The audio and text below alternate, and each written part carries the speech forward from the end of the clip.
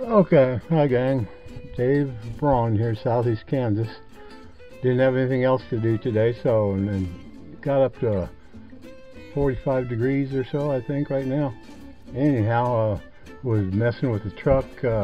Put a new, it's a 96 Nissan D-21, and put a new clutch master cylinder and slave cylinder on it, and it's still acting like the disc pressure plate are worn out. Probably the case, but I also had replaced the what's called the clutch damper. Didn't even know it was there, but got this Dorman products number 800-202. It's called a high pressure compression union,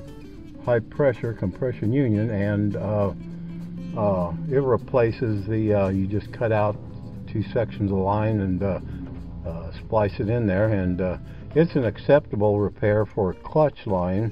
They recommend you don't use it for a brake line, which is fine. Not that much pressure on the clutch system. But anyhow, it looks as though with 334,000 miles on this truck, it's just time for a new disc pressure plate, throwout bearing, and pilot bushing. So I'll be looking forward to that here pretty soon. Hope you all staying warm and dry, and like everybody's saying, got enough toilet paper. I had to say it too, everybody else did. Anyhow, take my mind off. I might come out here later, work on the John Deere or something, but may just watch some more YouTube videos. Anyhow, touch base with you to let you know we're still here and everything's fine in Kansas.